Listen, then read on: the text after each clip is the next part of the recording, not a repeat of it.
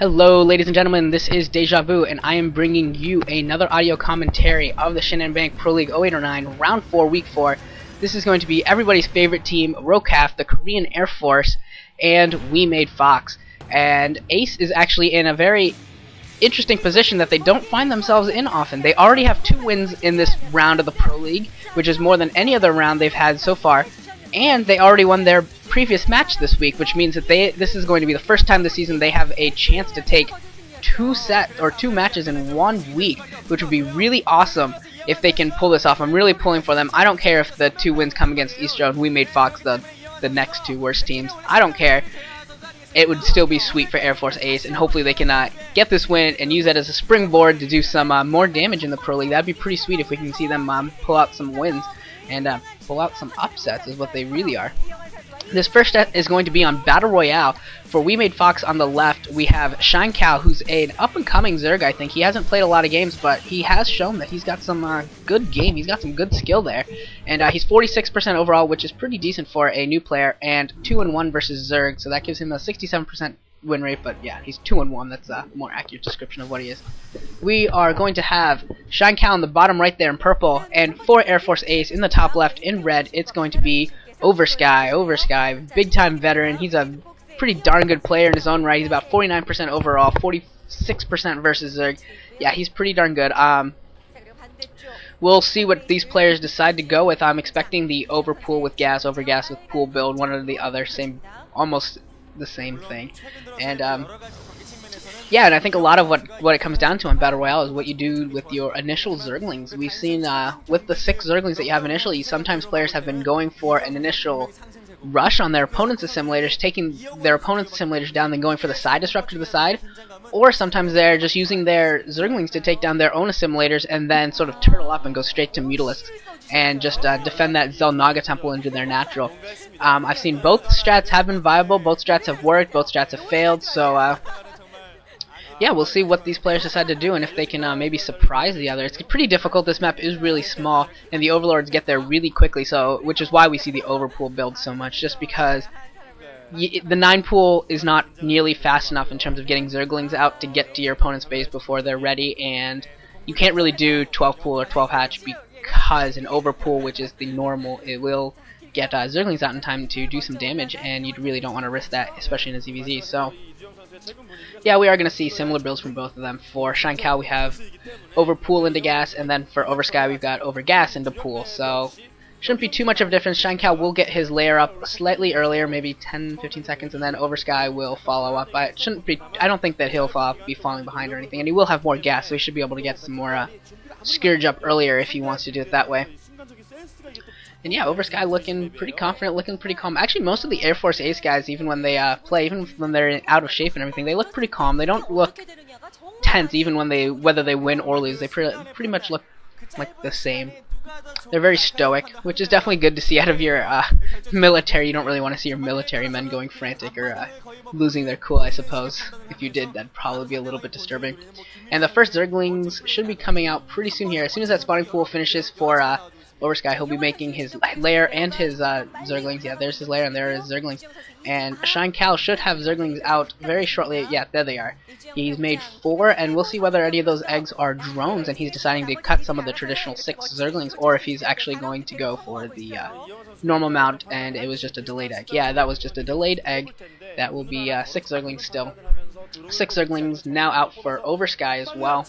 Actually, that's going to be 8 Zerglings for Shine Cow. He decided to make another little batch there. So he's already at the assimilators now for Oversky, and he's going to be able to make a little concave here, make it so Oversky can't get out, and then probably take down the assimilators of Oversky and go from there. Once he gets that going, he knows Oversky can't use any sort of ground force against him without taking a very circuitous route and opening up his own base again.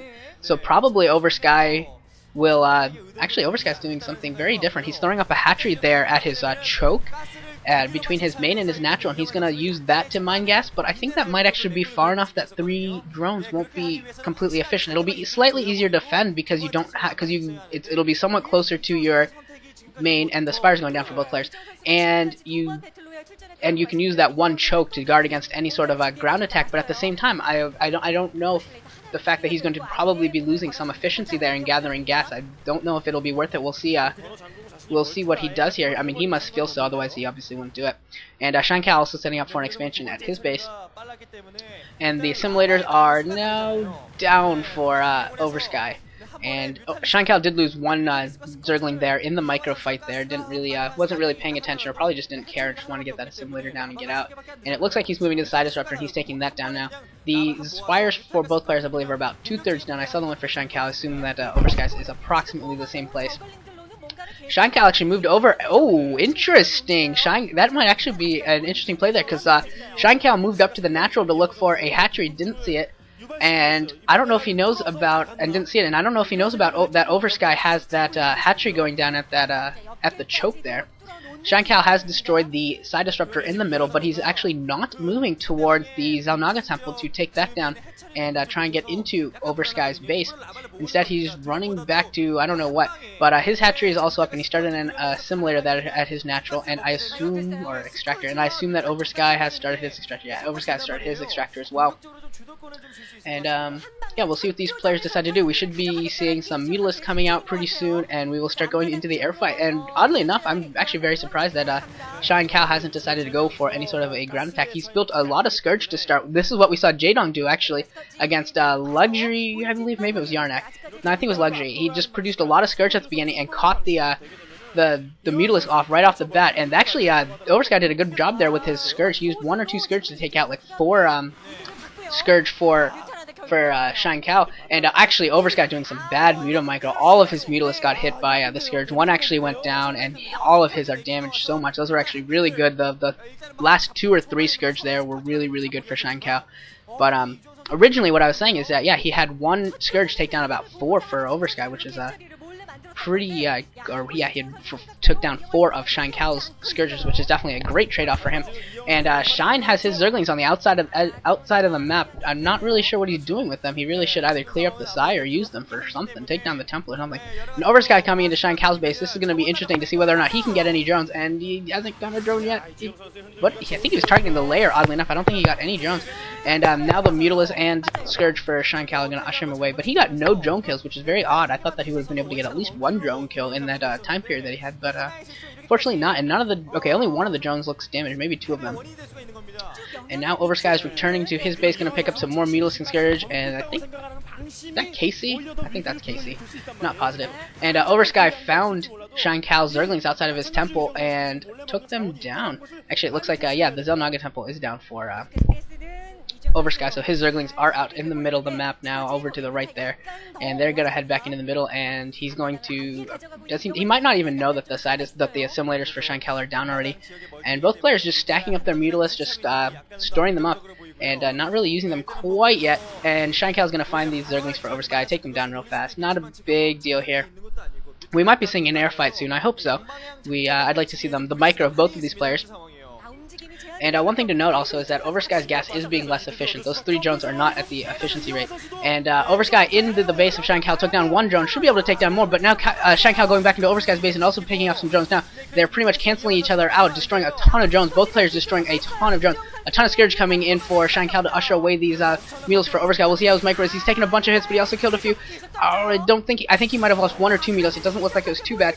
And Oversky's got, I can't find where, Oversky still has 4 drones or so left, but they're going to go down now to these Mutalisks, and Oversky's going to do the same thing to Shankal. Shankal's not going to have any drones left either. I don't think either player's going to have any drones left in a moment. Actually, it looks like Shine is going to have 1 drone left. And yeah, and that's about it. And then we're going to have just the Mutalisk and Scourge for each player. We'll see what happens here. And yeah, both players are going to try and clone their Scourge as well as they can and get to it. And here we go. The Scourge coming in for Shankal first, and they're going to get some hits in here on Oversky's Mutalisk, but now a ton of Scourge coming in for Oversky, and they get a couple hits on Shankal's Mutalisk, and we're going to see some decent micro here, and some more Mutalisks going down for both players. And I can't even tell who has the advantage here. I think Oversky might have 1 Mutalisk more. I can't really tell.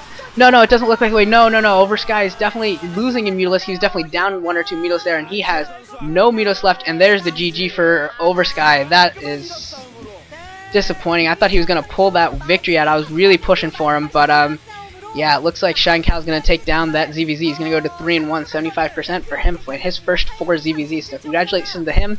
WeMade Fox is going to take a 1-0 lead Next match is going to be Go Rush versus Pure. Hopefully Air Force Ace can get back on the winning track. I will see you in set 2.